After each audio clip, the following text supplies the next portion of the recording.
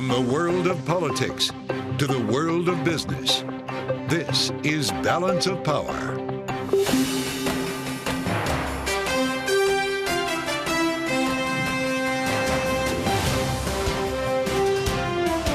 Live from Washington, D.C. From Bloomberg's Washington, D.C. studios to our TV and radio audiences worldwide, welcome to Balance of Power. I'm Kaylee Lyons. Donald Trump rounds out his top economic team, naming Kevin Hassett to lead the National Economic Council and Jamieson Greer to be the next U.S. trade representative. We'll get more on those appointments and what they could mean for trade and tariff policy from Betsey Stevenson of the University of Michigan, who will also weigh in on what today's GDP and inflation data means for the Fed.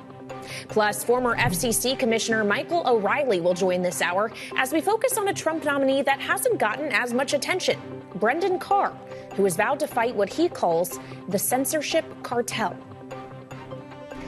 Thanks for joining me on this Thanksgiving Eve. With the looming holiday not slowing down the pace of the Trump transition, the president-elect today naming General Keith Kellogg to be special envoy to Ukraine and Russia after a slew of additions last night, including Kevin Hassett for NEC director and Jamieson Greer for USTR.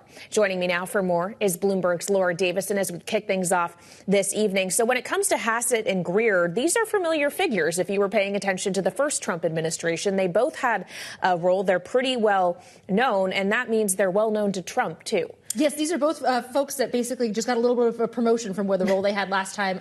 Greer was at USTR. He was chief of staff to Lighthizer, who was really the architect behind Trump's first term tariffs.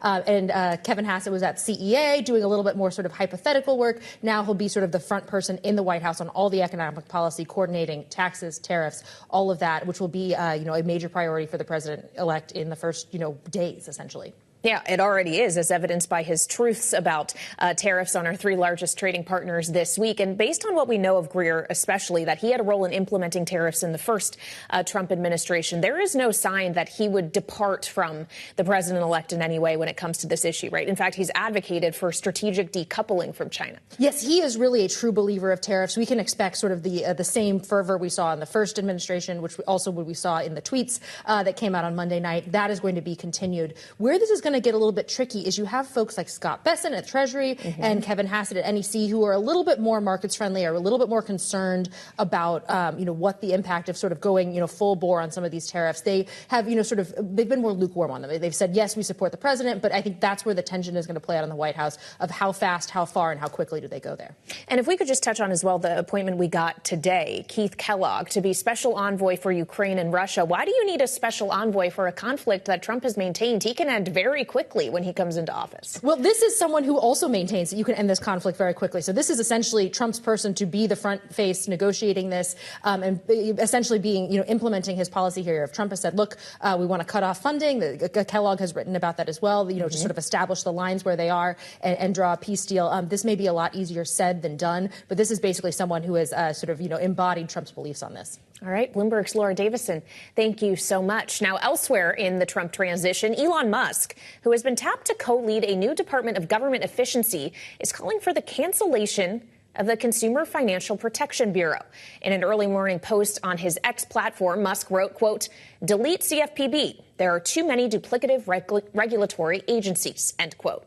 Now, also making the case for changes to the CFPB is Project 2025, whose authors called for the agency to be abolished. And joining me now with more is Bloomberg's Eric Martin, who wrote about the bridge between Project 2025 and the names we've seen selected already for high-ranking Trump administration posts. So, Eric, we know Trump took great pains to disavow Project 2025, or at the very least distance himself from it on the campaign trail. And yet it's working its way into this incoming administration. Absolutely, Kaylee. It's been something that people are really trying to understand. More than 900 pages in this document, more than 30 chapters and 30 different authors. And so looking at how much of this playbook that Trump on the campaign trail called absolutely ridiculous and abysmal in some of its ideas, not all of it, but trying to figure out and read the tea leaves of, well, which are the kind of ridiculous ideas and which are the ones that the people who he's hiring are actually going to put into place, and trying to figure all of that out. Well, so when we consider the hires, Russ Vought, for example, to lead OMB, you have Brendan Carr from the FCC as well, who we're going to talk about a little later on. It's 5 in total who were authors of Project 2025 in part who have been tapped? It's been 5 so far who are either authors, editors, or contributors. So some of them, like Brendan Carr and Russ Vought, we have actual chapters that they authored that we're able to tell very clearly what it is that they're after. We know Brendan Carr wants to confront big tech. We know Russ Vought wants to give more authority and argues for greater centralized authority for the White House and the executive to be able to set policy at other agencies, kind of more in sync rather than the agencies running at times their own policy or running slightly separate from the White House focus, which has been the case in some other administrations. But this is 5 so far, and we still have plenty of deputy jobs and assistant secretary jobs and other White House advisor jobs to fill out. So this may not be it, where we're still in early days to a certain extent. Well, we'll look forward to your continued reporting on this. Of course, you also contribute reporting with our national security team. And I do want to ask you briefly, as we come to air right now, we are, 20 hours into a ceasefire deal between Israel and Hezbollah and Lebanon. And so far, so good. But we still have 59 days to go. Absolutely, Kaylee. Very, tenuous. Everyone looking to see, can this be upheld? This has been in the works for weeks, if not months. And so a lot of hope around this expressed by President Biden, by some of his advisors, that this may be a lasting ceasefire. It's called a 60-day ceasefire, but that's in part because it's going to be rolled out in kind of 20-day increments as far as when Israeli soldiers leave from some of their positions. And so really a lot of hope all around that this may be something that can be enduring in this fraught region of the world and in this really insurmountable task of bringing peace to Israel, at least on its northern border with Lebanon. All right. Bloomberg's Eric Martin, thank you so much for joining this evening. And we also want to touch on today's economic data, including the rise in year-on-year core PCE, the Fed's preferred inflation gauge, and also a surprising jump in personal income in October, adding to the reasons that the Fed might want to be careful about cutting rates. And joining me now for more is Bloomberg Economics' Stuart Paul from New York. So, Stuart, when you take all this data collectively, knowing the Fed has a decision to make just weeks from now, what does it suggest to you? We got a ton of data today, and what it really points to is two-sided risk for the Fed. So, as you mentioned, core inflation is proving pretty sticky. We actually saw an uptick in the annual pace of core inflation. On a monthly basis, the buoyancy of core inflation was really coming from financial services prices. About a quarter of monthly inflation came from financial services prices, and that's downstream, really, of equity market performance. So the Fed has every reason to slow its roll just a little bit, allow financial conditions to tighten, and again, sort of allow monetary policy to move towards neutral at a slower rate. On the other hand, if we look on the consumption side, real personal spending was pretty slow in October, and consumers are slowing the pace at which they buy things like autos, things like household furnishings, some of the more interest-sensitive items, and also some of the more discretionary services, things like dining out. They're slowing their roll just a bit. So where does it end up shaking out for the Fed? The Fed is probably going to move to a quarterly cadence of quarter-point rate cuts as it moves down to about 4% as we get into the middle of next year. So December is really going to be a completely live meeting, and right now odds are just slightly favoring skipping a December rate cut. Well, and as the Fed looks ahead to next year, there are many unknowns, including what's going to happen with tariff policy. We just learned a few moments ago, Stuart, that Mexico's President Claudia Sheinbaum spoke with President-elect Trump this evening after Trump's threat to place 25% tariffs on all Mexican goods. Mexico is warning that could cost hundreds of thousands of U.S. jobs and higher inflation. What's your analysis on the extent to which that is true? The way the tariff policy is implemented and the way that it ripples through to core inflation and the way that it ends up affecting GDP is still up in the air. It depends really on how tariff policy is implemented. What we're expecting as it pertains to growth is for companies to try to front-run tariffs and do a lot of their importing and a lot of stockpiling early next year. That's going to create some drag on headline GDP growth as imports exceed exports by just a bit more than they would otherwise. But after tariffs are implemented, we'd expect to see a little bit of a recovery in GDP growth based on an improvement in net exports. We do think that based on what we're seeing from some of the proposals out of the Trump transition team, that it's mostly going to be intermediate goods that are tariffed, and so corporate margins get compressed rather than consumer prices jumping. All right, Stuart Paul of Bloomberg Economics, thank you so much. And still ahead, we'll get more on today's data and the future of economic policy in the incoming Trump administration. The University of Michigan's Betsey Stevenson, former chief economist for the Department of Labor, is next on Balance of Power on Bloomberg TV and radio.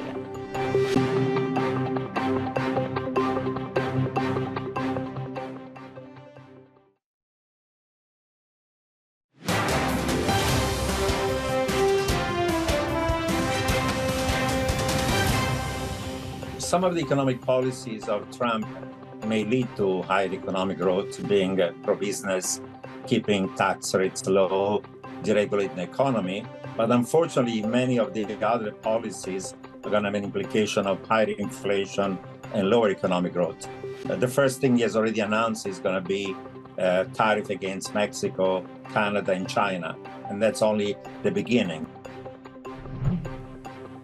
That was Nouriel Roubini, chair and CEO of Roubini Macro Associates, warning about Trump's tariff threats on Bloomberg earlier today. And joining me now for more here on Balance of Power on both TV and radio is Betsey Stevenson, public policy and economics professor at the University of Michigan and former chief economist for the Department of Labor. Betsey, I do want to get into the hypothetical implications on growth and inflation as we look ahead into the next administration. But I also want to talk about where we stand now based on the data today. An uptick in core PCE, upside surprise on personal income. Are we looking at inflation that is potentially at risk of, if not completely reigniting, at least not continuing its downward trajectory?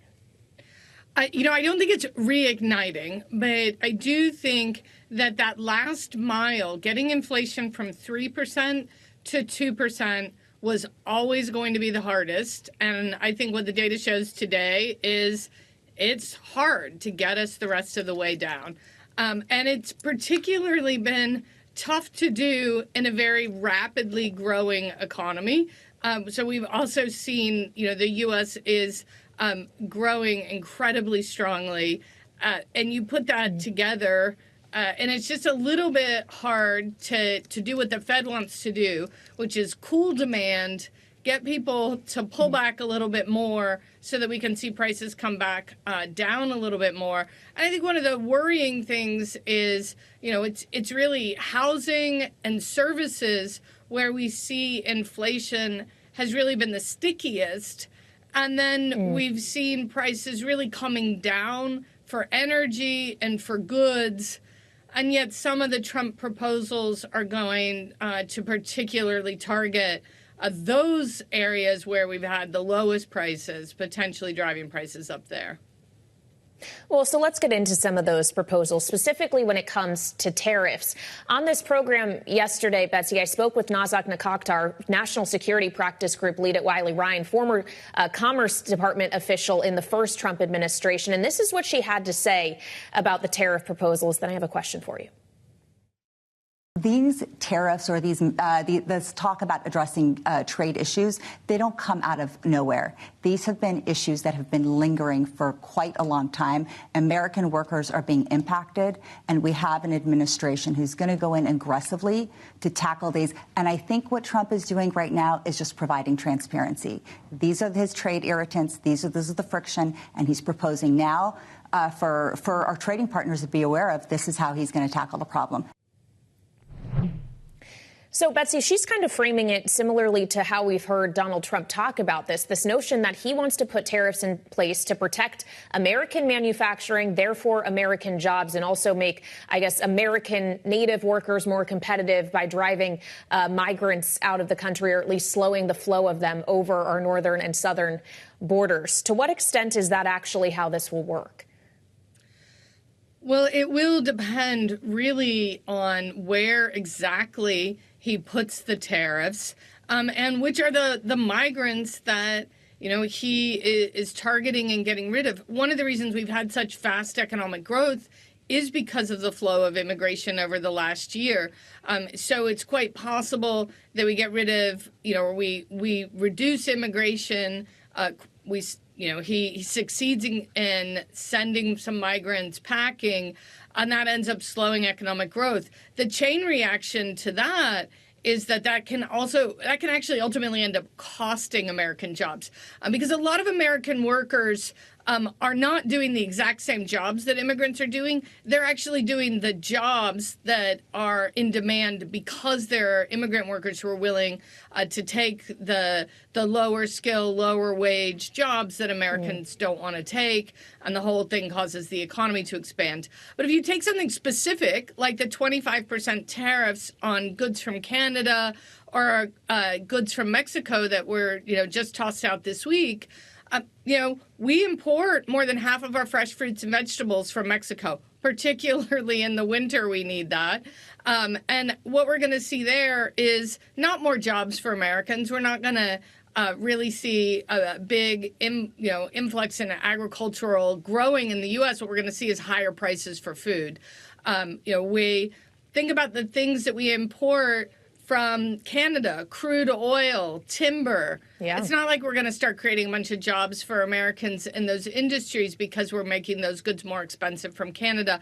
And then in my home state of Michigan, I'm most worried because you have the big three American automakers who, really have a lot of connections with Canada and with Mexico. They're not making all of their cars in Canada and then importing them in for an American to drive. They're doing some of the work in the U.S. They're doing some of it in Canada. Right. Goods are crossing the border back and forth. They're not going to be able to do that anymore without racking up a bunch of tariffs. So I don't think we're going to see a big increase in jobs in American auto manufacturing as a result of this. In fact, I fear we'll lose them.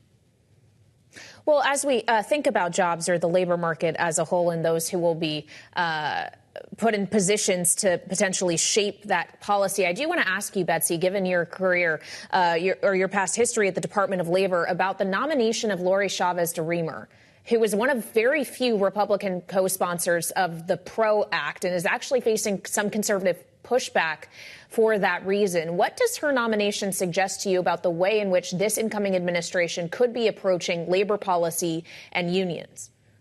Well, I think that this administration's been very clear about its attitudes towards unions, which is that it's not supportive of unions. What they want. So then why pick a nominee like this one? I can't get inside the head of the president-elect to say why he is picking the nominees that he's picking. But all I can do is go on what he has said.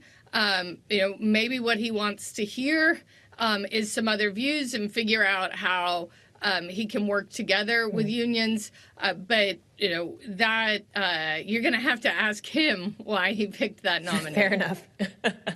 Well, he's welcome here on Bloomberg anytime, as are you. Betsey Stevenson, public policy and economics professor at the University of Michigan and former chief economist for the Department of Labor. Thank you so much. Still ahead, Elon Musk is calling for the elimination of the Consumer Financial Protection Bureau. We'll take a deep dive with Bloomberg Intelligence's Nathan Dean next on Balance of Power on Bloomberg TV and radio.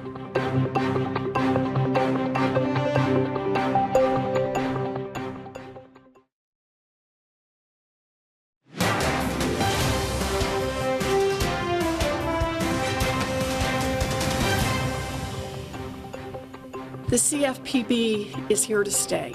And this is really important because, it's all about a level playing field. The CFPB is out there fighting. Every time somebody gets cheated by a bank, every time somebody gets tricked by a mortgage company, the giant banks really don't like that the CFPB is out there. And their Republican friends help them in attacking the CFPB. Democratic Senator Elizabeth Warren speaking to Bloomberg about her brainchild, the Consumer Financial Protection Bureau, back in May. Now, fast forward to this morning, and Elon Musk, who has been tapped to run the new Department of Government Efficiency, is calling for the elimination of the agency.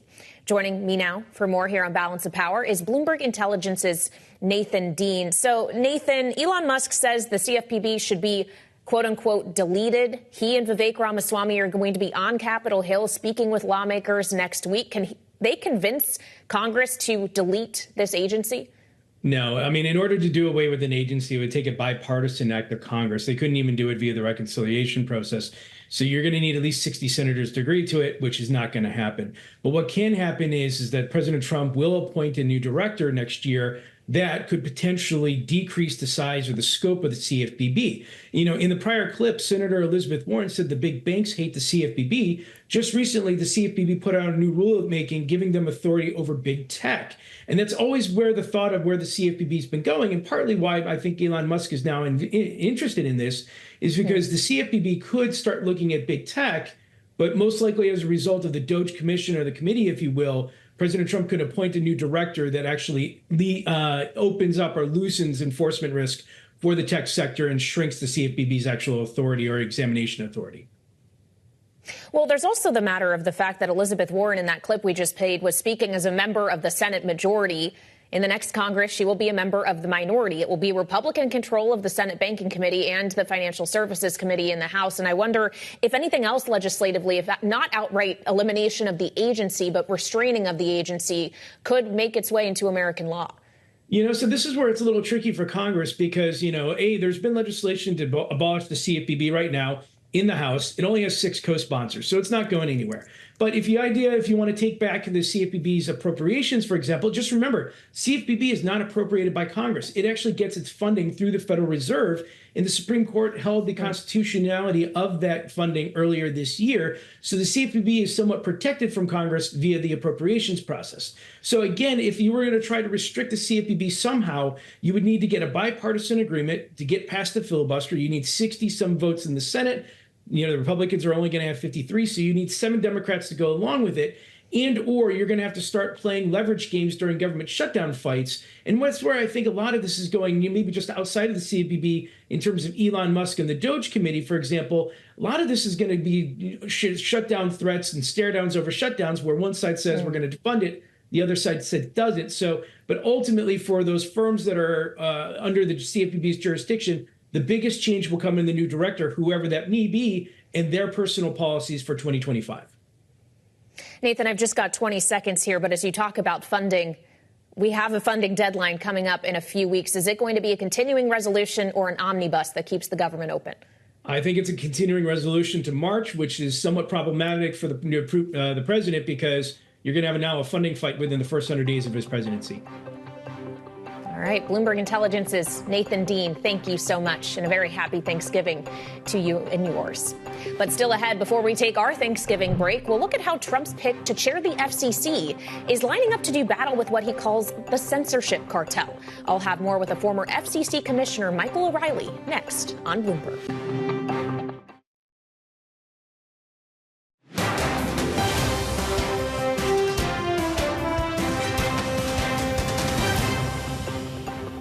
For my own part, there's a couple of top priorities that jump to mind.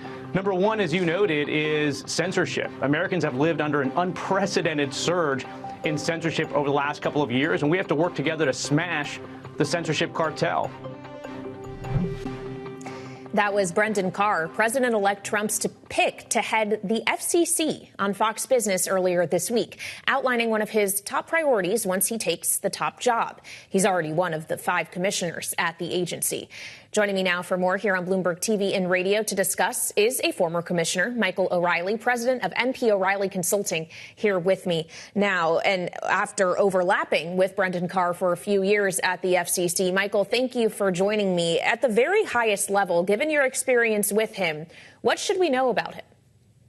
Well, thanks for having me. I think it's fair to say that Commissioner Carr, to soon be Chairman Carr, is a very thoughtful individual who knows the industry well, who knows the regulatory institution very well, knows the legal institution very well, and so be able to interact with all the different components and lead the agency in a direction that the new president has called for. He is somebody who likes to address an agenda, set an agenda, and then follows it very closely. So there won't be too many surprises from what he's talked about in the last number of months. Well, so who has the most to fear here potentially when it comes to this agenda? Is it legacy broadcast media? Is it big tech companies? Is it both? Well, I don't know if anyone has anything to fear per se, but I think that there are some sectors of the telecommunications industry that have some issues to answer for. If you mentioned the broadcast industry, it's not the broadcasters necessarily. It may be the networks, or it's actually the programming itself. 60 Minutes has come under assault for particular issues. Saturday Night Live has been because of certain practices that they did towards the end of the election cycle. So there are shows and programming that have raised issues for how the networks have addressed issues and the timing of those things. And it hasn't necessarily affected the broadcasters' stations themselves, but it does impact because that's where the FCC regulates. And in terms of, you mentioned big tech, I think that it's completely legitimate, and I've said this in the past, it's completely legitimate for the new president to want to examine if the industry is suffocating or quieting certain voices for political benefit, for their own intention to steer the conversation in a particular direction. Well, and something else pertaining to social media companies, especially, we understand that Commissioner Carr, soon to be Chair Carr, supports changes to Section 230, which, of course, shields these companies from liability for what is happening on their platforms. What changes do you actually expect might come to Section 230 and that legal vulnerability potentially that could be opened? Well, I'm someone who actually worked on Section 230's creation, so it tells you a little bit of my age. But in fairness, I've advocated that Congress examine this, have an opportunity to potentially amend it if it so chooses. What Commissioner Carr, soon to be Chairman Carr, has indicated is that the agency has an opportunity to examine and define what those responsibilities are and what those obligations are under Section 230, and provide more definition to address some of the court cases that are out there. And we'll get to see if whether where he lands on some of these issues, necessarily matches up with the agency's responsibility and authority under the law. But I do think that the Congress is going to explore these issues as they have in the last two Congresses or three Congresses, and will determine whether we should amend or keep the Section 230 as it is. Well, and when we consider what those changes will mean to social media platforms, there's also a question of one platform in particular, which is X, which is owned by Elon Musk, who has a role in this incoming administration, though not technically part of government, but tapped to lead this Department of Government Efficiency, obviously has a very close relationship with the president-elect and with Brendan Carr as well. And I wonder if you see potential for conflicts of interest arising here. I don't necessarily see any conflicts of interest because the agency will treat any of his approaches or Mr. Musk's recommendations or thoughts as it normally does, and we'll consider them under proceedings and be thoughtfully considered going forward. He doesn't have any undue influence. What he's been able to do is bring a very innovative product forward and service that many Americans enjoy today, and that's his satellite fleet on the Starlink. So there are some things that he's able to do, and will have influence in that discussion. He certainly has a relationship with the president and with Commissioner Carr, but I don't find that too problematic, and don't think it won't be problematic for the regulatory process at the FCC. Well, I'm glad you raised Starlink, because that obviously has implications well beyond just telecommunications in the U.S. But when we consider the way in which information moves globally, and I do want to ask you a global question as well regarding telecommunications national security and adversaries like China, which obviously there is much concern about. How do you safeguard against Chinese interference potentially in telecommunication? Well, there is no mechanism to completely safeguard against interference or manipulation or nefarious means. That, we have those issues no matter what sector we're talking about, and especially something so sensitive and so important as the telecommunications and tech industry. So there's no mechanism to completely safeguard. But the United States, has a number of agencies that work to provide assistance with the companies and provide assurances to make sure that those communications are as protected as possible. There are moments when we have adversaries, either from a country or from a nation state, that are doing nefarious purposes and trying to harm the United States, and that will continue to go on. And it's how do you best protect your network while at the same time making sure the communications aren't stifled in the process. That's something that's an ongoing process for the agency and other parts of the U.S. government. Well, and this raises questions around mis and disinformation that can be propagated from adversaries, not just like China, but thinking about others like Russia and Iran that we saw active in the election cycle we all just experienced, Michael. And to come back to this notion of the idea that the government wants to look into whether censorship is happening on these platforms, how fine is that line between having control over what can appear and be able to control mis and disinformation without having these allegations of censorship also present? Look, it is a tough role that the U.S. tech, the social media companies have in trying to provide as much a platform for Americans and others to use and express their views, while at the same time trying to make sure that they're protecting individuals from harm and making sure that the information is, as they get to decide under the statute, is their voice and their opportunity and protections that they're provided under the First Amendment. So there are that line you describe is ongoing, and the Supreme Court has reviewed this recently in a number of decisions, and will continue to provide more guidance as we go forward as it resolves certain court cases on some of these particular issues. But it's an opportunity for Congress to redefine that line. If it chooses not to, the agency is looking to see whether it can define some of those line issues under its authority if it exists. And then, how important is it to make sure that disinformation and misinformation, that's something that's been going on for an awful long time. It's not, unique to social media. It's something that has existed for a long time, and we're just trying to figure out how do we best deal with that going forward.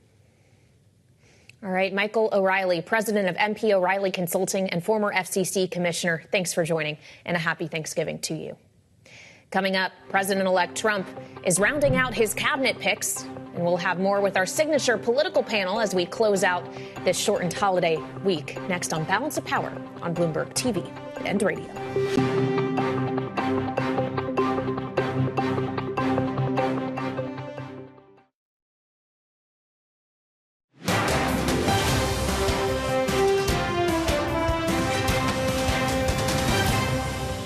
We look at these four pictures and we think about it ideologically, it's a bit cacophonous, and I think that there's a good chance that it's going to be contentious. I think that we're going to have a lot of noise coming from commentary from each of these different camps that run a counter to one another. But Lisa, I also feel as though the president yesterday chose that time, that moment to announce these tariffs, in part because he wanted to say, here, hold my Diet Coke. I'm going to show you who's still in charge of the economy. Hold the Diet Coke. Isaac Boltansky, director of policy research at BTIG, this morning on Bloomberg Surveillance, sharing his thoughts on the different personalities that will be working together on Trump's newly tapped economic team. Joining me now for more, our closers. Signature political panel, Rick Davis, Stonecourt Capital partner, alongside Jeannie Shanzano, political science professor at Iona University and senior democracy fellow at the Center for the Study of the Presidency and Congress. So, Rick, to the point Isaac was making, you get Kevin Hassett and Scott Bessent, but you also get Jameson Greer and Howard Lutnick. When you put all that together, does it suggest that really the only one in charge here and the only one that is going to be making decisions is Donald Trump himself? Yeah, and I think that's by design, right? I mean, this entire cabinet, not just the economic team you described, is formulated under one rule, loyalty to Donald Trump. Otherwise, there are very few consistencies within his cabinet and a lot of different tension that could exist in the economic team. But they will lobby Donald Trump like they are doing, for the last 4 years. And the reality is that's the way he wants it. He wants all those roads leading to the White House. His staff is intensely loyal to him within Pennsylvania Avenue, 1600. And that's where the decisions are going to be made. Obviously, that's an MO that hasn't been exclusive to Donald Trump as a president. Many presidents have shared that governing philosophy, and Donald Trump will fit right into that group. Well, so Jeannie, weigh in here as we consider Trump's philosophy here, the idea that he really wants to be the driver of this policy, and yet we've all paid so much attention to these nominations. Is anyone really going to act as a check against his impulses? No, he will ultimately have the final say. But I think it's going to be fascinating because, number one, the speed at which he has made these nominations. Somebody reminded me today that when in his first administration, at this point, he had 4 cabinet picks. He has now all of them. And I think it's indicative of what we're going to see about the breakneck speed in which he tries to govern, because number one, he's a lame duck the day he starts. And number two, he's got a unified Congress and White House only guaranteed now for 2 years. So they are going to be moving very quickly. And I think it's going to be a fascinating time for people in your business, Kayleigh, because ideological diversity in a cabinet usually means a lot of infighting and a lot of leaking to the press and a lot of angry people talking about, privately to the press, as they do, about what's going on in there. So it could be fascinating from that perspective as well. Well, when we consider, Jeannie, what you were just talking about, this notion that he's going to have the Senate and the House along for the ride with him with Republican majorities, we've gotten new race calls from the Associated Press today that speak to just how tight the majority is going to be in the House. With 2 more races called, Rick, 1 still to go, though the Democrat is leaning. It looks very well like we could end up with a 215-220 House at the start, but then you lose 3 members and have to wait for special elections to fill those seats until April or potentially beyond. So it's really 217, 215. How hard is it going to be to get anything done, Rick? Yeah, well, the House has always been a difficult place to get things done. These margins are not inconsistent with what we've seen in the last 2 years of the Biden administration. And yet you make a really important point, Kayleigh. With the number of people who have been appointed into the Trump administration from the House of Representatives and resignings that have taken place, we've got to run the table on all these elections. And they are all in safe Republican districts by and large, but you still got to go through that process. And as we've talked about it before on this program, the slimmest of margins will exist between now and April when these elections can take place. So don't expect the House to be groundbreaking, but there'll be plenty of discipline within the House to get things voted on party line votes, which you would anticipate doing for the next 2 years. So as long as there are members in the House who will follow the Trump lead, and I have absolutely no doubt that he'll have 100% fealty for a while. I would think actually the bigger, slimmer margins are in the Senate, where you already have 3 people who are a little bit anxious for fighting with Trump, and that puts you basically at dead even with a vice president who has to break a tie. So it could be equally dicey in the Senate. Well, so with all that said, Jeannie, how much realistically can get accomplished, not just in the first 100 days, but say within the first year of this administration, when there is such a long list of things Donald Trump said he would like to achieve, including what I would imagine is going to be a very difficult to negotiate tax package? Yeah, I mean, he's got a lot on his agenda. He is moving very quickly, as we talked about. I think it is going to be challenging when you get to the nitty gritty in Congress to maneuver through these very tight margins. And just to give you an example, if you have a 217, 215, that means every day we are watching the House to see, God forbid, is one of those Republican members have to stay home? Is one of them fallen ill? come to the floor. People are talking about the fact that in this first 100 days, how disruptive, if Democrats want to be, they could be watching that floor. And if they wanted to, and I'm not saying they do, try to take it over if those numbers dip just a little bit.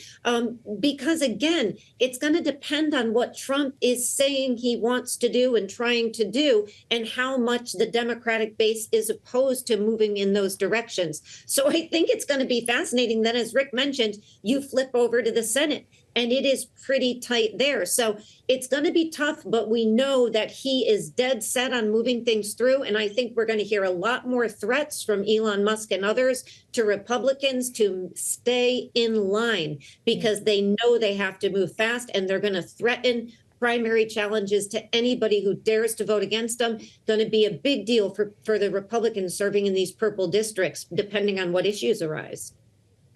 Well, Jeannie raises Elon Musk, Rick, and Elon Musk and Vivek Ramaswamy, the two co-heads of this new Department of Government Efficiency, are going to be on Capitol Hill next week, according to Speaker Mike Johnson, pitching their ideas on getting rid of regulatory agencies potentially, or at the very least, drastically reducing government spending. How receptive is their audience going to be to this? Is it going to be easy for Musk and Ramaswamy to get congressional Republicans to go along with their ideas? Yeah, I think the broad brushes of what they're talking about will be very receptive from Republican members. I mean, it's been a long time since anybody in the Republican Party started talking about deficit reduction or even stemming this, growth of the federal government. And so this is kind of a core attribute of the old Republican Party. And it's kind of ironic that the MAGA Republican Party would sort of dust it off and bring it out, because it certainly wasn't the approach that Trump took in the first administration. So I think this will be really welcome discussion. Of course, it's always welcome until your sacred cow gets gored. And there are a lot of sacred cows on Capitol Hill. So we'll see just how much diplomacy Ramaswamy and Musk can pull off next week. But my guess is it's all going to sound great until it comes to your front door, and all of a sudden, the things that you've sponsored and want to do are on the chopping block. Forget sacred cows. We're going to talk about sacred turkey next, because Thanksgiving's tomorrow, and it marks the start of President Biden's final holiday season in office. We'll have final thoughts with Rick and Jeannie next on Balance of Power on Bloomberg TV and radio.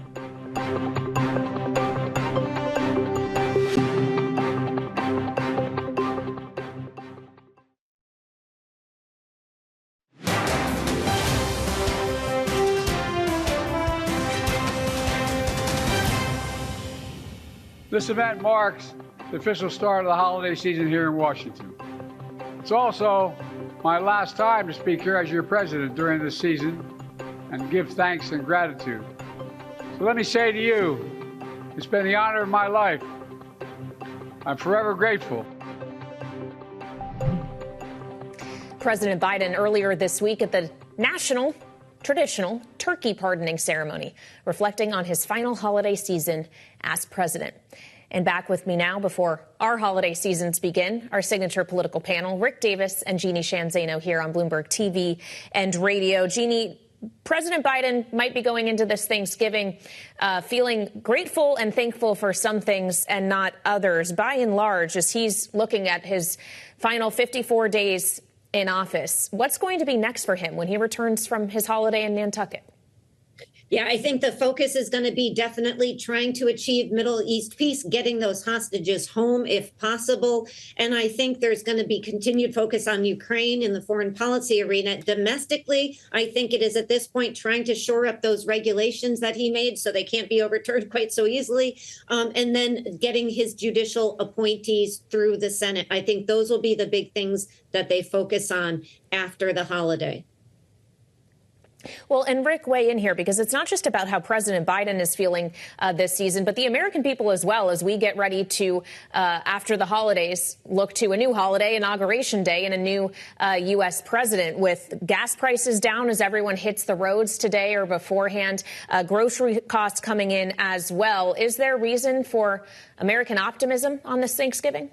Yeah, we've seen consumer optimism increase over the course of the last month. And, it's amazing how quickly an election can turn a bad economy into a good economy based on what Republicans are saying now. They think the country's headed in the right direction. So gas up and get those wheels on the road, because you can afford it and you need to enjoy it, because this has been a long year. It's about time we had a party. Yeah, it has been a long year indeed.